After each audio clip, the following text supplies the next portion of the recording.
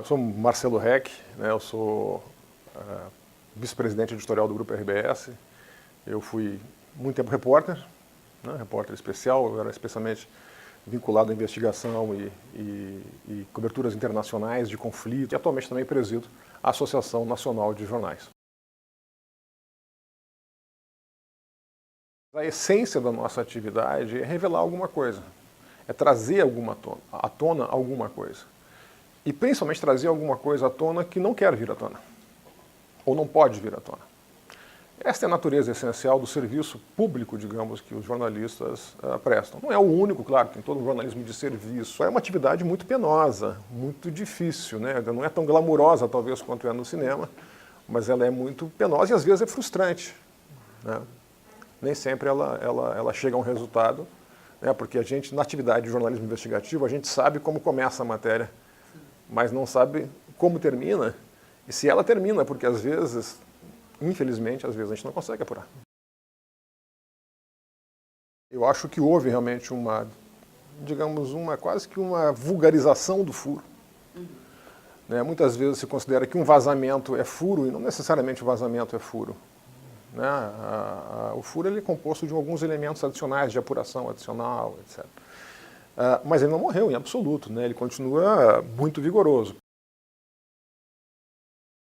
A gente recebe muita indireta, né? Indireta do tipo, você vai mexer com o negócio, por que você vai mexer com isso? Do tipo, não mete a mão aí, ou, né? Às vezes o sujeito é muito comum, me dá um carteiraço, olha, eu conheço o fulano lá do jornal, conheço o ciclano lá não sei do que, isso em países latino-americanos tem uma certa cultura dessa. Então são tentativas de uma forma ou de outra, ou de cooptação ou de intimidação. Também já recebi oferta de emprego no meio de uma apuração. Eu fiquei muito indignado quando, né, um entrevistado que estava não exatamente ainda num processo de investigação completo, mas disse, olha, eu preciso de um assessor de imprensa, quem sabe você vem trabalhar comigo, né? Eu fiquei tão assim que ele pediu desculpa, não quero parecer que eu quase que virei a mesa ali, né? Não é um problema, mas é uma pequena distorção, digamos. No impeachment do Collor, não havia uma Polícia Federal, um Ministério Público Federal atuante.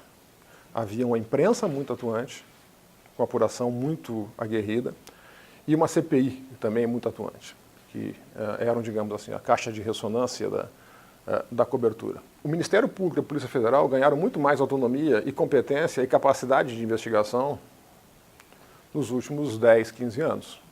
Muito mais força, muito mais autonomia e muita capacidade de software. Então, os jornais, os veículos, de uma forma geral, eles ficaram mais atrás, digamos assim, da apuração das fontes oficiais, caso do Ministério Público, caso da Polícia Federal e de outros,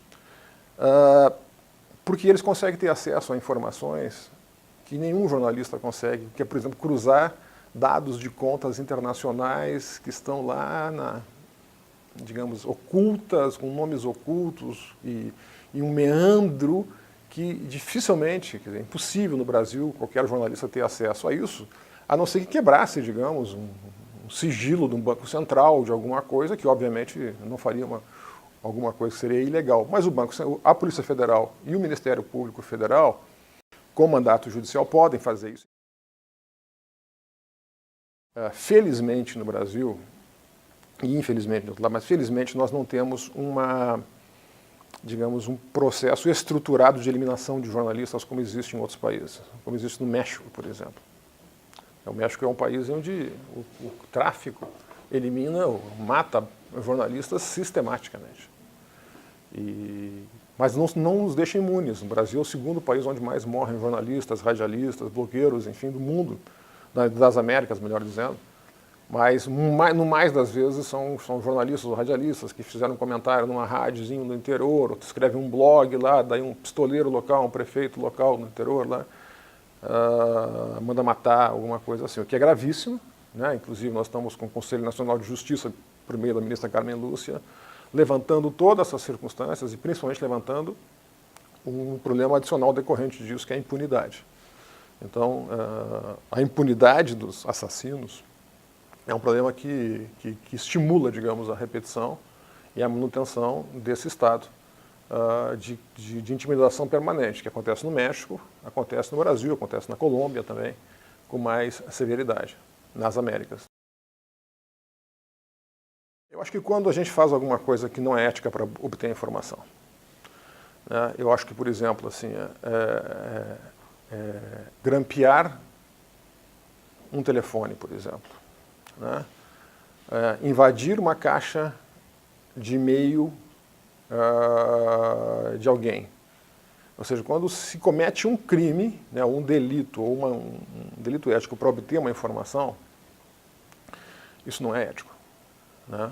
E aí eu acho que outro aspecto, né, nenhuma matéria vale uma vida.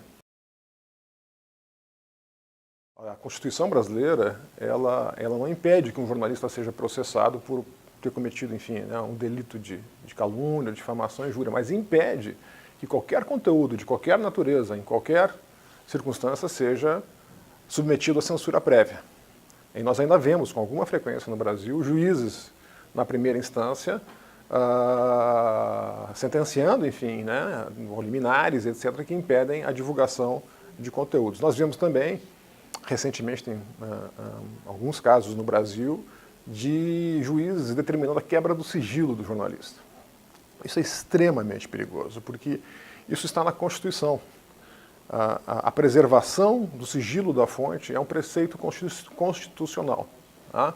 E não pode ser quebrado. O que talvez seja o grande hoje fator de angústia são as redes sociais. Porque coisas que nós, os jornalistas profissionais, que comungam no mundo inteiro valores mais ou menos comuns, e muitas vezes, obviamente, nós não divulgamos uma informação, porque essa informação expõe, digamos, uma pessoa, ou expõe uma família, ou expõe uma vítima, ou expõe enfim, uma empresa que não tem necessariamente envolvimento e pode quebrar essa empresa. E a rede social não tem nenhum compromisso ético. Então ela expõe, né, sem nenhum cuidado, sem nenhum critério ético. E muitas pessoas, às vezes, nos cobram, por que vocês não estão divulgando isso, etc. Você está escondendo. Então, isso acontece, por exemplo, eu tenho muitos casos desses, né? Casos de suicídio, por exemplo. Nós evitamos noticiar suicídios, a menos que eles tenham um impacto político ou um impacto social, e mesmo assim evitamos procurar entrar nas causas, para que não haja associação de alguém que talvez esteja com uma tendência suicida, pensar, puxa, eu também tenho o mesmo problema, e isso de alguma forma ou de outra desencadear um suicídio. Esse é o princípio nosso, mais ou menos universal, de restrições ao suicídio. Só que muitas vezes algumas pessoas, agora é comum, as pessoas escrevem cartas ou legados e botam na internet. E isso é espalhado, disseminado, né, e reproduzido quando não divulgam, né, a imagem do suicídio, alguém. Né. Então, assim, é uma terra sem lei, é uma terra sem moral, uma terra sem ética, que está, digamos assim, degenerando muito rapidamente os valores, né, primários da atividade da civilização humana, assim, que é a preservação da vida, a preservação da dignidade, etc., acima de tudo. Né? Então eu fico muito preocupado com isso, porque não existe guia ético na internet.